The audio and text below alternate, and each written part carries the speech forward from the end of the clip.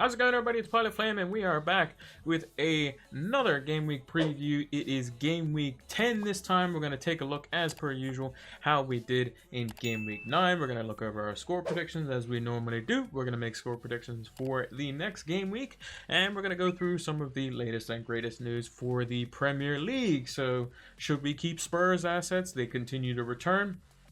The title of the stream, as it is here, Salah test positive. He's very happy about that.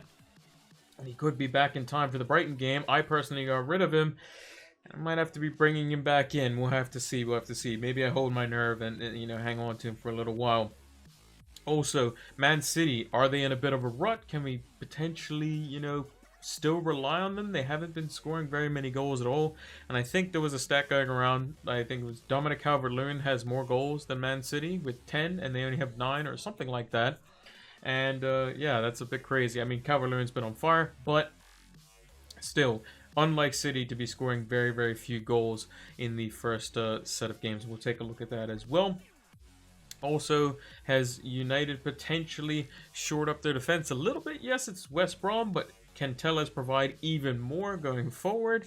And Chelsea defense is a double Chelsea defense, which looked absolutely diabolical to start the season. Is that going to be something that's going to be shored up now that they have Mendy, they have Chilwell, they have James, they have Thiago Silva, Zuma, these players in there that are keeping them clean sheets?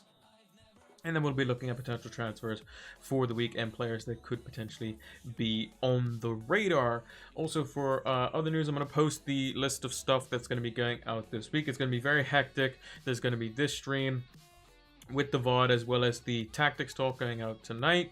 Tomorrow, it's going to be buy, hold, sell and the captaincy video. And then on Wednesday, it's going to be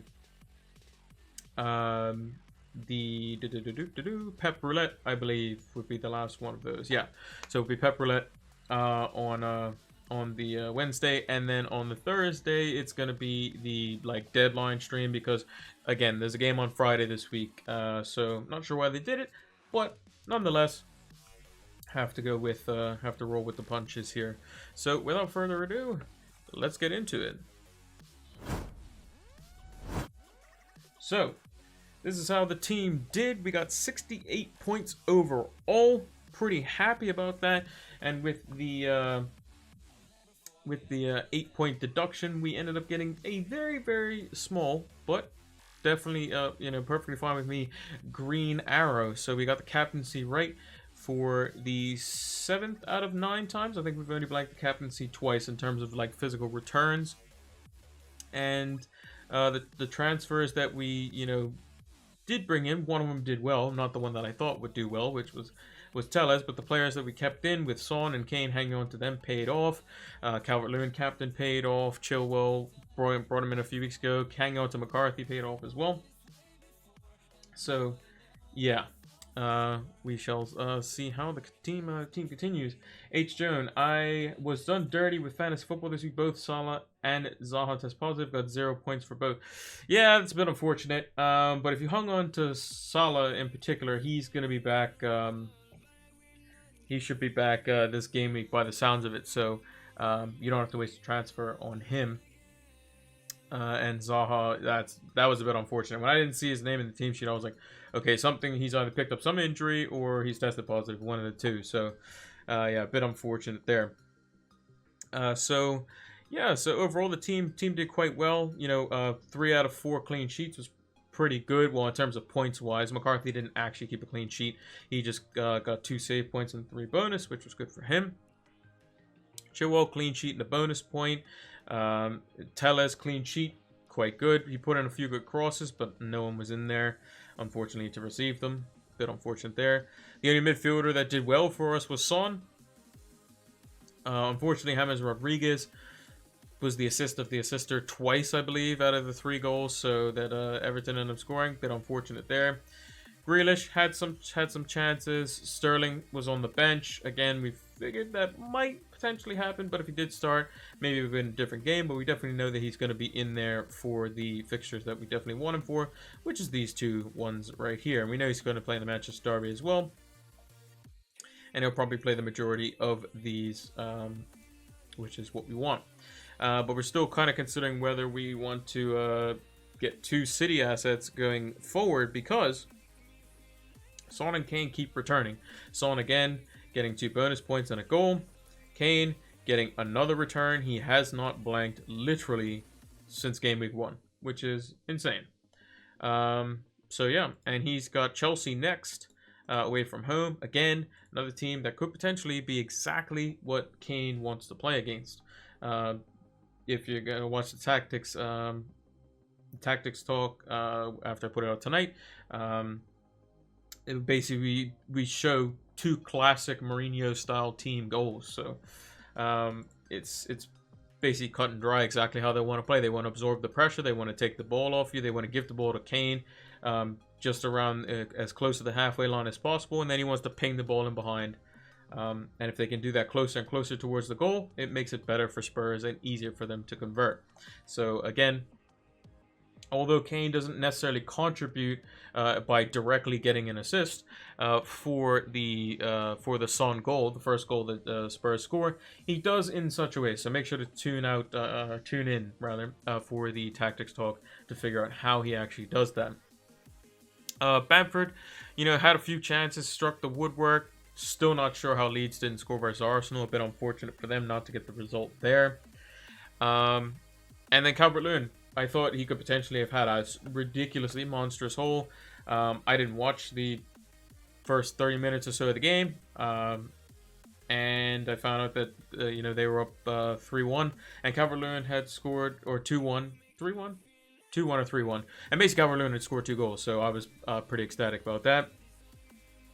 Obviously, clean sheet on our bench isn't great. We played Kilman over Ayling. And basically I wanted to see if I can get a double clean sheet there. I thought the home fixture would be a little bit better. I thought Arsenal, against Leeds would be somebody who, they're very open at the back, and I thought they would potentially score. Turns out Arsenal just can't score great chances at all. So, yeah, Ayling getting the clean sheet. So basically he's going to blank in the next 2, so don't play him in those 2. And then play him versus West Ham at home. That seems to be the overall pattern. So we'll continue going with that. And then we were hoping that Lamptey wouldn't get subbed on, so we were hoping Kilman would play. He did end up playing. Sterling came off the bench, and everyone else played as per normal.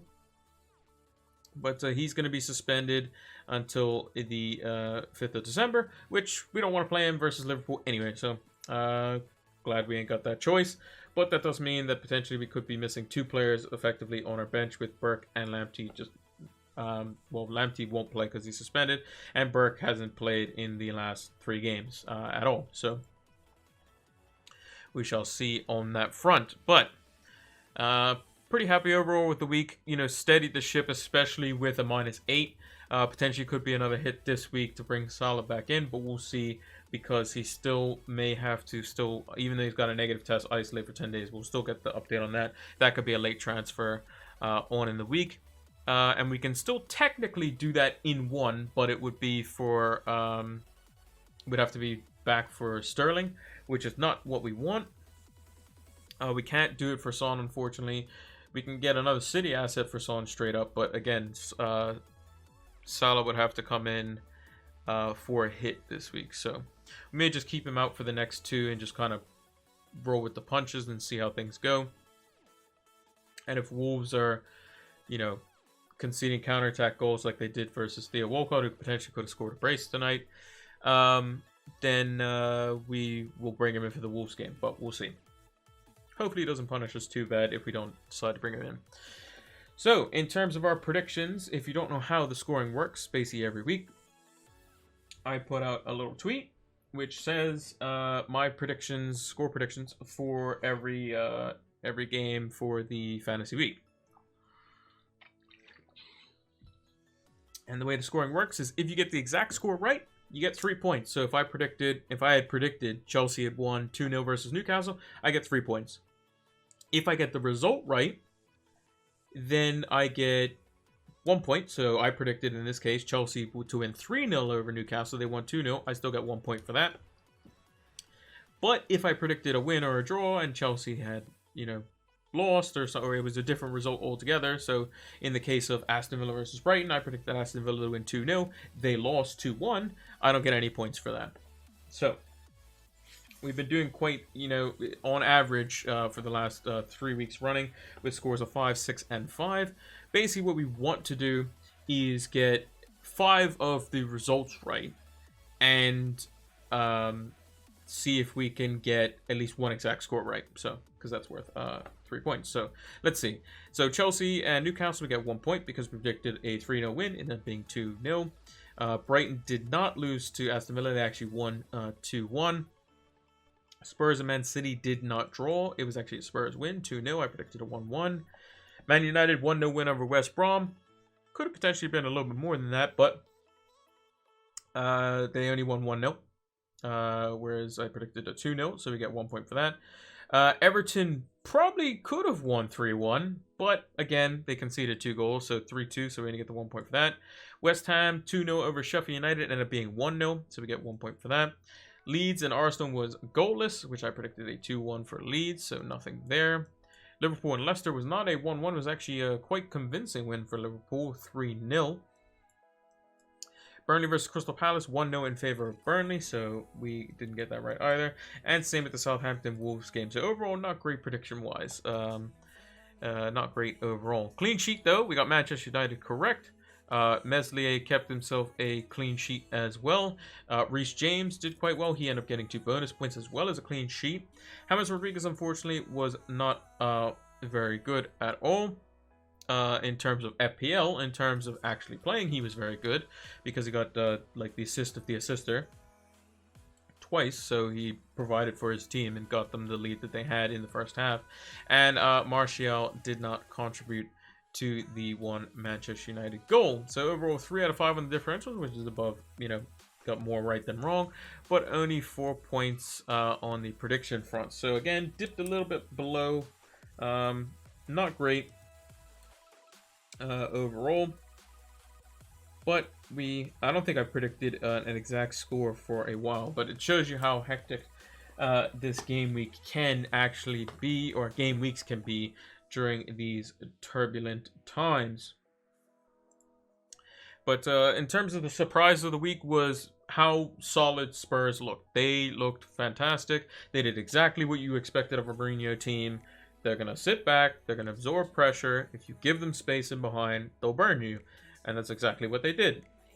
Son with the first one, and then Lo Celso getting the second one after he came on as a substitute. Everton's defense is looking potentially like they could be going into the whipping boys category, so something to keep an eye on there. City's lack of goals may make us think twice about potentially doubling up. I know I was one of them, potentially going Sterling and KDB. May have to change that. Salah testing negative now. He may be back, even though he self-isolated in a different country. It may still count towards his 10 days. So we'll have to see on that front. Ross Barkley's injury.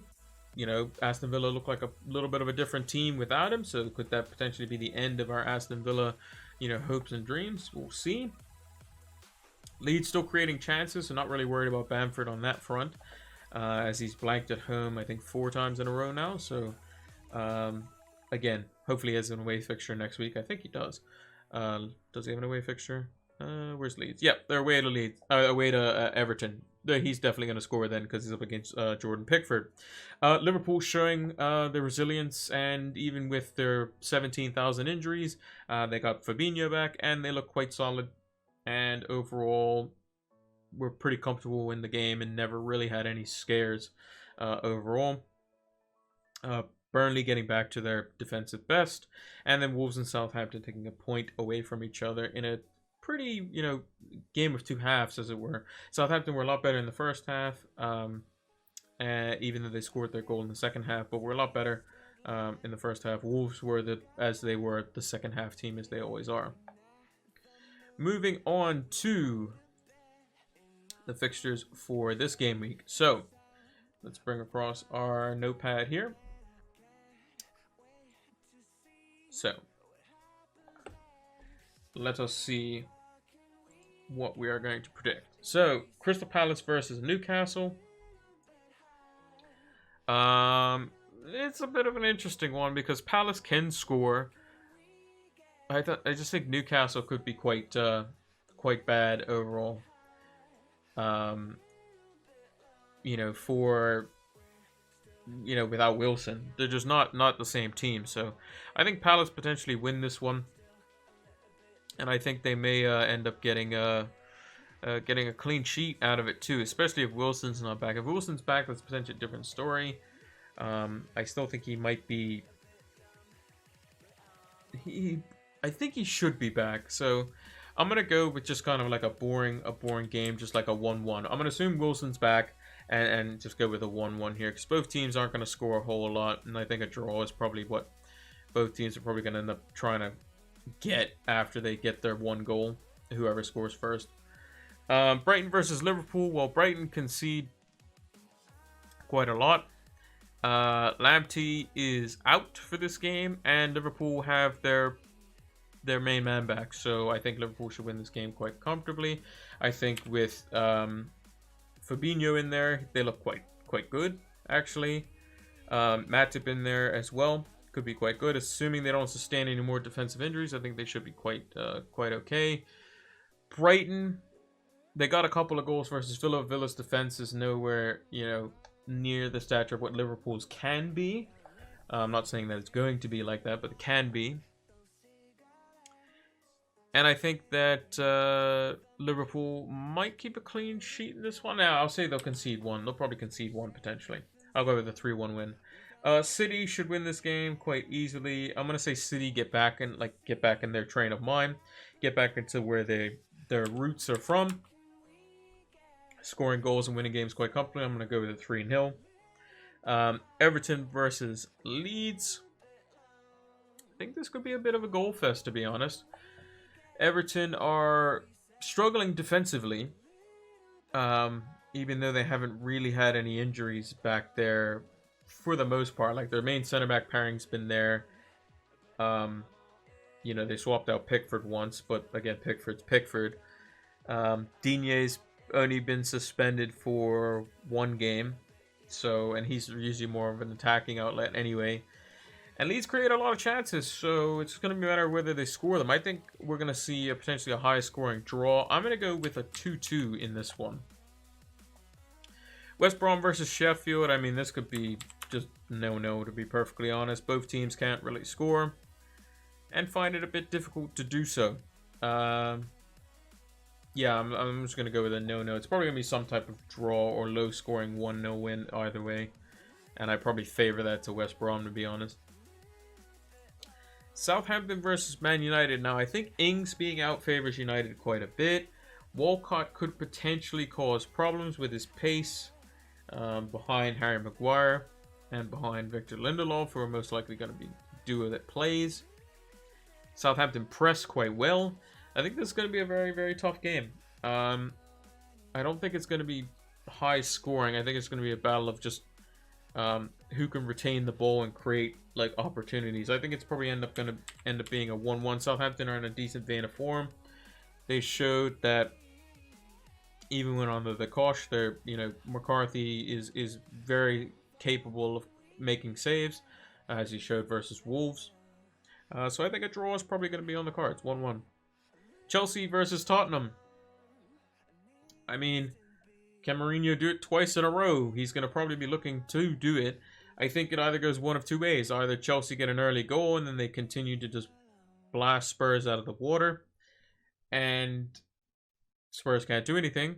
Or Spurs do exactly what they did to City, and then they end up getting themselves, with two banks of four, and then there's nothing really that Chelsea can do, and they have to actually pick them apart.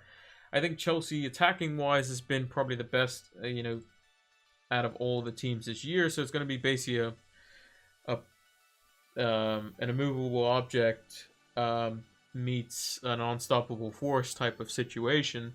So I think potentially I'm going to go with the same mindset I had with the City versus Spurs score that I predicted. So I'm going to go with a 1-1 as well. But I would not be surprised again if it's 2-0 either way, a clean sheet for both of them, whether just Chelsea get an early goal and then they get one late because of a break, and Spurs can't create anything, or Spurs get one early off a break, and then Chelsea just can't break Spurs down and they nick another one off the break. Wolves versus Arsenal. I don't see Arsenal scoring anytime soon, so Wolves 1-0 win. They'll probably get one with 15 minutes left to go, and it's probably going to be Jimenez, almost certainly. Leicester versus Fulham. Should be clean sheet for Leicester. The 3-0 scoreline, you know, Liverpool did quite good to deserve that, but I think Leicester are definitely better than that defensively, one of which was an own goal. So I think they're going to definitely get better on that. I think Castagne should be back this week as well, so he'll help out with the creativity as well as you know, they're tracking back and that sort of stuff. So I think Leicester should be fine in this game. I think they're going to win this game quite comfortably. I'm going to go with 3-0 because Fulham were just bad.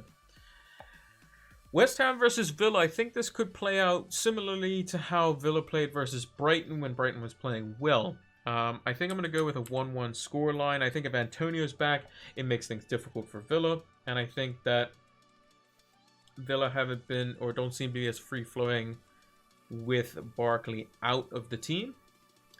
So I'm going to say that Villa ends up just getting one off of just like set piece or something like that.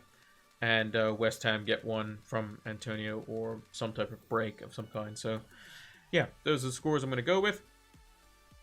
Clean sheet wise, you probably saw it earlier, and differential wise, clean sheet should be Man City. I mean, Burnley only scored one versus Palace, and City should retain the majority of the ball. Burnley are going to press a little bit, but again, that's just going to be to their demise. And I don't think Burnley have enough pace on the break to do basically what Spurs did. So because they have Chris Wood and Ashley Barnes and players like that up front who aren't fast. Maybe they can see one to a set piece, but I think overall you can probably expect City clean sheet here. Guaita as well potentially could get some saves and potentially a clean sheet. I know I put a 1-1, but that could just be like just a random Callum Wilson goal. Otherwise than that, I don't see them scoring. So I think that Guaita could be good value in this game. Hey Neep, how's it going? How's it been? Just going through the differential picks here, which the next one is actually Cancelo. I think if you're looking for a defender, I think Cancelo is definitely quite good. He's currently at 5.5 now, and I think he could be quite good value. And I think he should definitely get a clean sheet, or at least City should be looking to get a clean sheet and some potential returns this week versus Burnley. I went with Walcott in midfield, and the reason being is because, you know, he's just recently scored, could have scored another one. His pace in behind is a problem for United's slower center backs, and it's just a matter of can he get the space to do so, and does he have the chance to finish it? We'll see. Finally won the mini league for the week. Oh, you do weekly mini leagues? Nice, nice. Very, very good. And then lastly, it's not really a differential pick, but if there is a game that I'm going to be allowed to pick Vardy in, it's going to be this one after he just blanked. So I think that Vardy is probably good value for this week. And a lot of people are going to be going to, or have to make a decision whether they keep Kane or go to Vardy. So we will have to see on that front. But that is the predictions and differential picks for this week. So the key games probably this week is going to be, majority of them are going to be the earlier kickoffs. So the Leicester-Fulham game, you know, can Leicester bounce back and how badly do they beat Fulham? You know, the London derby. Can United, you know, beat somebody who's actually good in Southampton? Can City actually score? Can Liverpool still keep it going? These sorts of matches are going to be quite important. In terms of how the team lines up this week, we have some interesting choices to make, because we have, you know, we have Kilman, who's going to be playing versus Arsenal, and Ayling versus Everton, but I think that Everton's good enough to score versus Leeds, undoubtedly. And I don't think Arsenal can score, so I think it's pretty safe to say that I'm playing Kilman. I don't think Tellez will keep a clean sheet if he, you know, I mean, he should play versus Southampton. But, yeah, I think he's probably not going to keep a clean sheet. McCarthy probably won't keep a clean sheet unless he has a masterclass like he did tonight versus Wolves, and even then he still conceded. Chilwell versus Spurs, again, potentially some attacking returns there. That's the only thing I'm hoping for. Son and Kane are currently in the team. But overall, don't really expect much from when two of like the big six teams, as it were, play against each other. So it's like when it's like Spurs, City, Chelsea, Arsenal, United,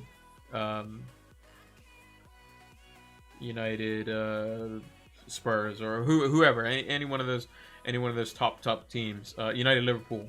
That was the last one I was missing. When it's one of those teams clashing against each other, you don't really expect returns there, which is why we have the captaincy on Raheem Sterling at the moment. I think if we do bring in Vardy, who is potentially someone that we could bring in, because so the transfers we could make right now if we wanted to, we'll actually just go through those really quickly, is Son out, Kane out, Vardy would come in, and Salah would come in, and we'd still have 0.4 to potentially play with. As of right now, if we were to try to bring in Salah, we're still 0.3 off. So Son would need to go up a little bit. Salah would need to come down a little bit in order for us to get that to work. We could do some other things where we basically get rid of, somebody else to alleviate that money, but it's a bit trickier overall. So that's probably the only realistic way we can bring in Salah, is if we get rid of the Spurs guys. Because of McCarthy's bonus points. Nice. That's exactly how you want to win it. That's exactly how you want to win it. Now, I don't think McCarthy's probably going to get any bonus points this coming week, though, because he has United, and I don't think that's a good fixture overall for him, but you never know. He's got, what's that, 3 clean sheets in the last 4.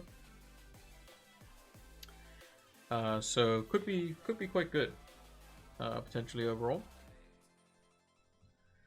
But yeah, so some talking points here. So do we stick or twist with the Spurs assets? I mean, if you look at the run,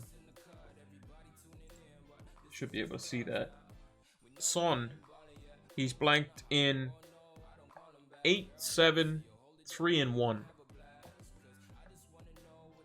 And game week 3, he came off injured, supposedly. Then went on a tear. Versus Brighton, could have potentially got something. West Brom, they struggled a little bit, but could have potentially got something. And everything else, he's just looked fantastic in. So, doing quite well for himself. And he's getting points. Doesn't matter if it's home or away.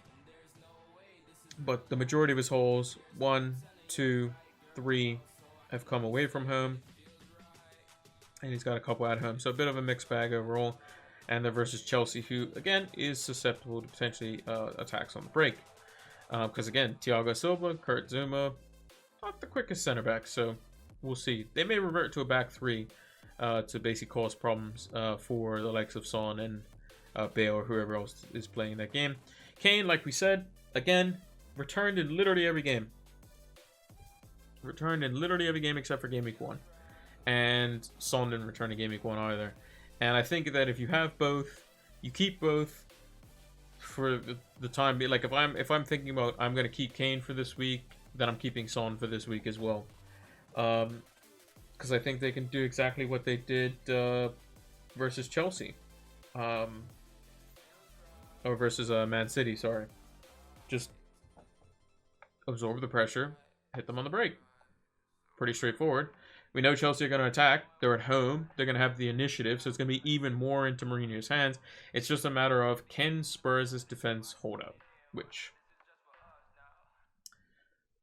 could do, but again, is something that they have to potentially worry about. Werner's movement, because it is quite good. Are they going to play with Tammy up top because Havertz is back? I don't think they're going to bench him randomly. Is Christian Pulisic going to be back? We don't know. Mason Mount's been playing really well. Are they going to go with a 3 in midfield? Are they going to go with a 2 in midfield? Are they going to go with a 3 at the back? We don't know. We don't know. But I think that Lampard at home is going to be a bit more offensive-minded, which plays right into Mourinho's hands. Unless he decides to go with the 3 at the back, and then he uses his, the likes of Zouma, Rudiger, and Thiago Silva, and then he goes with a bit more attacking fullbacks. Maybe he goes Chilwell and James, and then he goes with like Havertz in behind like Werner and Tammy Abraham, and he goes with like you know, Conte and Kovacic, or Conte and Mount, or something like that, and Mount plays a bit more reserved. We shall see.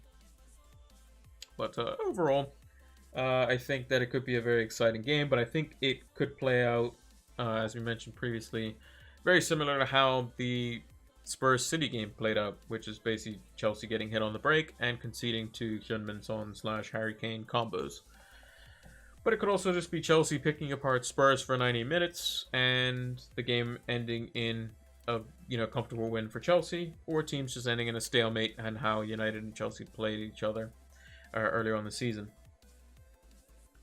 Man City made lots of chances, but Tottenham with 3 best chances. Yeah, exactly. So, City scored with one of their really good chances, but again, it was a handball, whether you agree or disagree with that. And then Son and Lo Celso were basically one-on-ones-ish with the goalkeeper.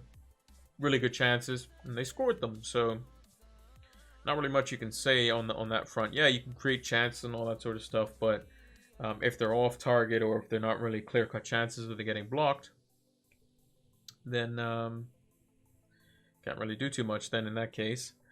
Another key game this week is, because I have the assets versing each other again, is Leeds versus Everton. Now, I hope this game is a shootout. I hope James Rodriguez gets on the ball. I hope he plays the ball in behind for Calvert-Lewin. I hope he creates chances for Calvert-Lewin, and I hope he scores. That being said, I hope Bamford actually scores this time and does what he should have done versus Arsenal, which is score, because he hit the post. He was unlucky. He had a few half chances here and there, and I'm just hoping that he could potentially get something going forward versus a fairly weak Everton defense. But yeah, we'll see how that one goes. And then Aston Villa, again, we have Grealish in. He came in and he got us 1 point. We brought him in for a hit and didn't pay off initially, so hopefully we can get something this week, because West Ham's not really a team that sit back for the most part. They do go forward, but they're not a team that's going to be like, all guns blazing towards they're going to leave everything open at the back. So we'll have to see kind of how that one plays out, and how long the Ross Barkley injury is going to be as well, because that could potentially hinder them as well. Yeah, so we'll have to see. In terms of captaincies this week, let's actually take a look again at the fixtures here. So if you're bringing in Vardy, I think he's probably the best shout, just because he's playing Fulham. And Fulham looked like they could have had a massive score put against them if Everton had just actually played in the second half. Chelsea play against Spurs. Again, wouldn't really want to captain anyone there. United's away to Southampton. Maybe Bruno, but Southampton are quite good at the moment, and we're at the top of the league at a point. City assets, again, look to be quite good. Liverpool could potentially provide something there as well. But I think the best one far and away is either a City asset at home to Burnley, or Jamie Vardy versus Fulham. Those are probably the two front runners. And typically in home fixtures, Kevin De Bruyne is better. But I think if they're going to break this like voodoo, as it were, where they just kind of have a whole lot of possession and only score once, I think Burnley's a team that's going to just let them do what they want to do. And City just need a score, basically. They just need to have people put the ball in the net. So, and Aguero was on the bench, was unused, but could potentially see some minutes in midweek, and then potentially come back in for like a half or 60-minute cameo style of start, like Pep usually does with his strikers in on the weekend game. So we'll have to see kind of how that unfolds. But again, be sure to look out for our Pep Roulette video for that, to see how that kind of goes down. I'm actually gonna bring up let's see who's on the goals imminent table. Just gonna refresh it on my other monitor over here. If it will load. So I'm going to see if I can bring this across for you guys. Should be able to see that. So this is the goals in the table. So if you don't know what this is basically a table that is designed by John T. or Joe, however you want to call him, for Fantasy Football Scout. This is on the Fantasy Football Scout members area, and basically this table is designed to show you basically who's most likely to score this coming game week because of the amount of chances that they've missed or have been close to basically getting based on the number of shots they've taken. So on this list we have Trezeguet from Aston Villa. He should have scored versus Brighton. De Bruyne obviously has a lot of goal attempts, still hasn't scored. He's only scored, I believe, 1 goal this season. Mitrovic, again, he's been out of form, but potentially could be scoring. Lookman, again, could be scoring. Sadio Mane looked very good and was unlucky to not get a return in their 3-0 win. Grealish, again, it seems like he just, every time he's involved in something, he gets cleared off the line. And then Perez and Raul Jimenez are two that could potentially get some returns there as well. Against Arsenal, probably not so much, considering they're quite defensive, but we'll see. City without Aguero, not scoring this much this season. Yep, and that's a problem that they're gonna have to address, because Aguero is 32 now, and that could be a problem long term. So, is Jesus the answer? Not really. It seems like he doesn't have the positional awareness, that striker's instinct yet. He's one of these strikers that needs a lot of chances to score. Whereas Aguero, there were times where he would just get one and it's in, next one it's in, next one it's in, and he's got a hat trick, you know? So until they find that player, you know, it could be a bit difficult. But they need a consistent number 9 up front that can play that role. There was obviously talks of Lautaro Martinez, obviously Messi over the summer, but again, until those kind of actually have some steam behind them, not going to hold my breath on them. But it'd be pretty cool to see Messi go to Man City and Ronaldo go to Man United, and then they have one final bout towards their end of their or their latter halves of their careers. It'd be quite interesting. Yeah, no shots on target, has to be more consistent. Yeah, he's not very accurate with the shots, whereas Aguero is. And in terms of like his positional awareness, it's either extremely good or extremely bad. His movement is good. His link-up play is, you know, pretty good. But it's just a matter of, can he keep that consistency in terms of when they finally get the chance in front of goal, can he actually put it in the back of the net?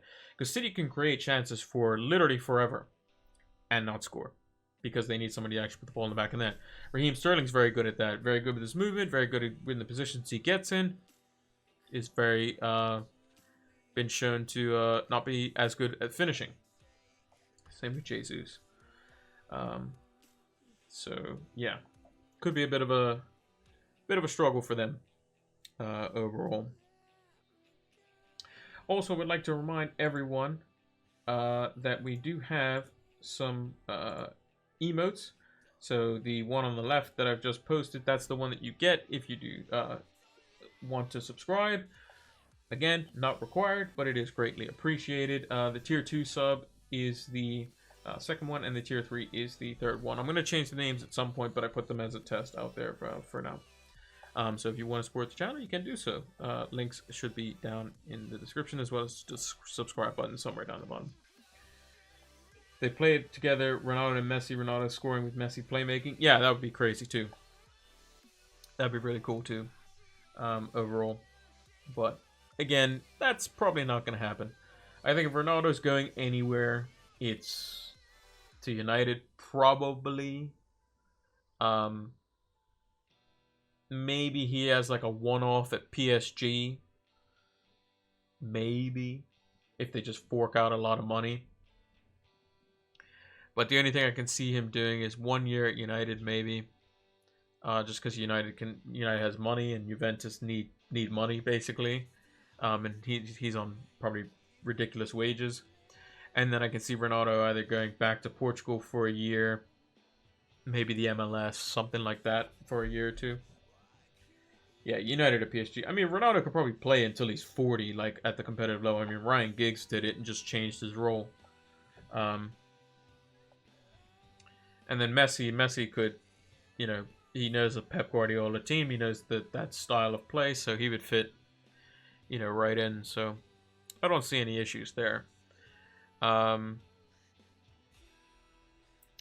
yeah, it'd be interesting to see them both playing again against each other. And I think that La Liga is worried about Messi leaving because of the fact that once he leaves, then they don't really have any big names, as it were. Like the Premier League, you have Salah, you have De Bruyne, you have Mane, you have Rashford, you have Kane, you have Son, you have Sterling, you have Aguero, you have all these sorts of players. Whereas like La Liga, it's like, okay, you have Messi, and then there's a huge drop off to like Benzema, kind of. You know, in Germany, you have Sancho, you have Haaland, you have Lewandowski, you have I almost called him Philip Lahm, but not Thomas Muller, Kimmich, the Lahm 2.0. You know, all these like big name players, whereas like Messi's like such a massive name, like Ronaldo and that sort of player, and then it's just a drop off. The Italian league has some like, you know, still good players in it, like Lautaro Martinez. Lukaku's done well for himself. You know, it could be interesting. 81 points this week, nearly 91 as Saints kept a clean sheet. Yep, that would definitely have been a pretty crazy one. That's a good, especially if you took no hits this week. Probably a really good score. And basically the ones that I've been seeing are either people captaining Bruno or Calvert-Lewin and having both of them in their team. Yeah, that's where the big scores are coming from. People or people who still have Son, they decided to keep Son. They have Calvert-Lewin and they have Bruno, and they captain either Bruno or Calvert-Lewin. That's the real, basically the main ones that I've seen in terms of big scores. 3 Saints players got all bonus points. Who got bonus for Saints? The Saints tonight. Was it Kyle Walker-Peters and somebody?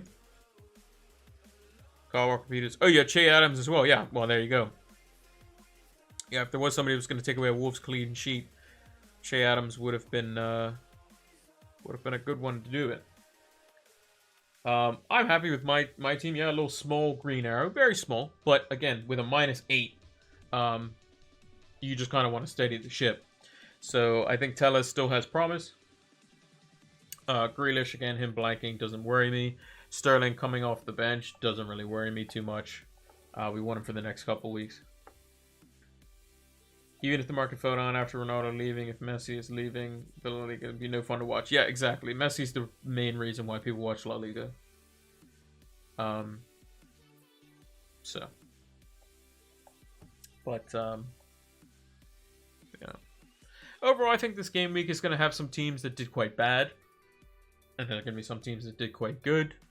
I will say on the Ronaldo and Messi part, in terms of FPL, if they both came to the Premier League, and one played for City, one played for United, you would have, I mean, you'd have both of them in your team, surely. Like, I would. I wouldn't even, they would stay in my team and they'd never leave, unless they were injured. And one of them would get the captaincy every week. Every week. Whether it's Messi or Ronaldo. I would have both of them in my team, no matter what. And I think the only player that's probably close to that right now, or 2 players actually, is Salah and Kane. But we'll see. You got a sticker twist on Kane and Son, and now after the City result, I'm looking to potentially keep them because again they're going to do pretty much the same thing what they do against Chelsea, and it's just a matter of, is Chelsea's team legit? Is their defense actually as good as what it's been? Because if you look at the teams they've kept clean sheets versus, right?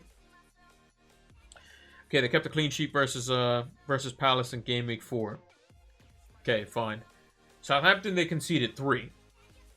They're a halfway decent team. United, they kept a clean sheet, but again, United didn't really attack at all. Burnley, they kept a clean sheet. Okay, Burnley suck. Okay, fine. Sheffield United, they didn't keep a clean sheet. But Sheffield United can't really score goals. Newcastle, they kept a clean sheet versus a Newcastle team that didn't have their guy who scores goals for them in Callum Wilson. So Again, you can say that their defensive numbers are good, but they're against teams that suck, so we'll see. If Ronaldo came to United, there's no chance of winning the title. I wouldn't be so sure about that. Ronaldo is a pretty good player. And another thing that people probably fail to or forget about is that Ronaldo and Bruno play on the same national team. And when they play on the national team, they are monsters. Like, Bruno plays completely different for Portugal. He's not wasteful, super in tune with what's going on. He plays a completely different position. He doesn't play as like a number 10. He plays in like a midfield 3 as like a number 8. So he plays, it's completely different. I'd be interested, I would know exactly how Messi would play for City. That'd be pretty straightforward. It'd be interesting to see what Ronaldo does though. Did you get Bruno out for Sterling? No. I brought in, so we'll go back to last week. So this was my team for last week. So Gameweek 9. So basically I brought in Telles for Mitchell. I brought in Grealish for Podence. And I brought in Sterling for Salah. And it was under the assumption that Klopp said that once he gets a negative test, then the process can start. And I think that, you know, my interpretation of that was that once he gets a negative test, then it's 10 days from there. Which, if he had got a negative test on the day that he did, he would have to miss the Brighton game, which, yes, against Brighton would probably be a good fixture. But Wolves, probably not so much, but the Fulham one would be. So, we'll have to see. Overall, I think it's fine, because we can always get them back. And it would, again, I want to keep Son and Kane, honestly. I really do. Yeah, this is the team. I haven't done any transfers or anything like that for this week at the moment. Either United lucky to have penalties, or United is playing like 15 players on the fishing. Yeah, I mean, pretty much. United has a problem with breaking teams down. And Southampton's going to be very, very organized. They're going to press us, and it's going to be difficult. And that's why I don't think that these away fixtures are as good as what they may look on paper. If there's anyone that's going to be able to do it, it's Bruno. But again, tough call. Because when you have strikers that... Like, Bruno could have easily had, what? 2 assists, which is 6 points. His penalty, which is an initial 5, that's 11. 2 points from starting up past 60 minutes, that's 13 plus 3 bonus points. He could easily had 16 points. No problem. But Rashford and Martial didn't finish. And if they keep doing that, Bruno's not going to get points. And if he gets points, is if he takes penalties. And Bruno's technically missed 3 penalties this last, like, month. But 2 of them were saved and had to be retaken, so technically he's only missed 1. Would you go for Jota over Foden for the next 5 game weeks? Probably, to be perfectly honest. Foden's just not getting game time. Like, let's actually go take a look at that.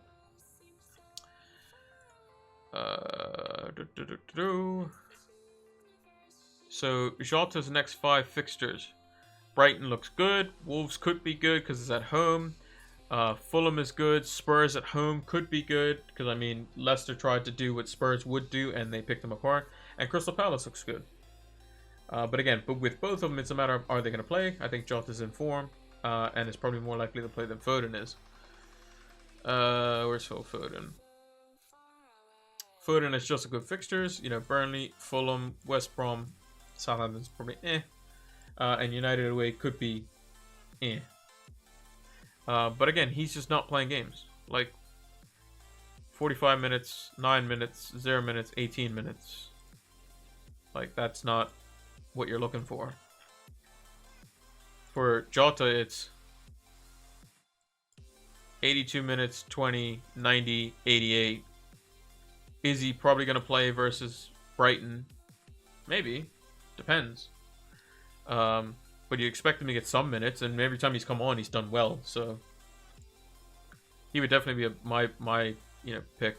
personally, because he's probably going to start at least 3 out of those 5 games, you would think, and get some returns. Almost clean sheet for Southampton today. So organized. McCarthy again, saving the day. If Southampton had a clean sheet, then I would have won. Yeah, I mean, yeah, I would have had a pretty good. I would have had a lot bigger of a green arrow, because McCarthy would have had an extra 4 points, and then I would bid on 64 with the -8, so which would have been good. I've kept my bank high, have 7 million free, but Stevens due to drop in the next hour. Do I get Jota, or is that just knee-jerk for the 2 mil increase?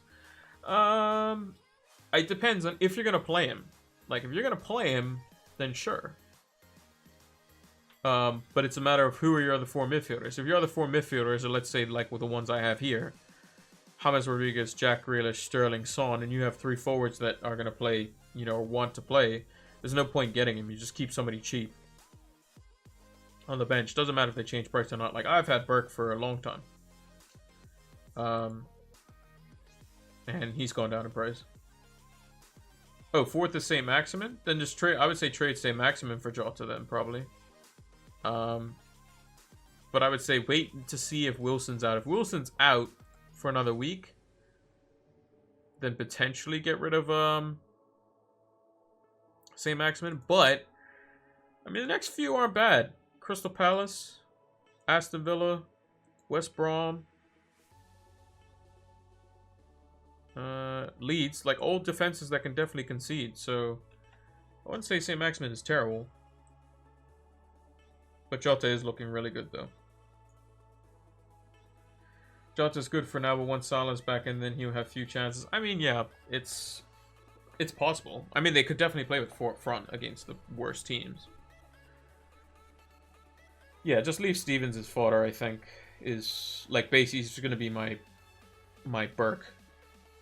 If you have a free trend, like Stevens is probably gonna, if he plays, like, you know, Stevens is gonna be in the same category as like your Burks, your Basumas, I mean, Souček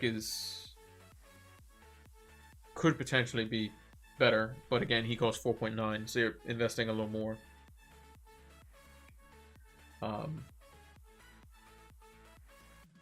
But obviously in these times, you know, you have situations where you're gonna have players out, and you know, benches are going to need to come in handy. Like this week, I had a big scare. So I saw Sterling on the bench, and Lamptey had already been sent off, and I was like, okay, this could get dicey. But Sterling came on, and then I was like, okay, I just need Kilman to play. Kilman did play, so it was fine.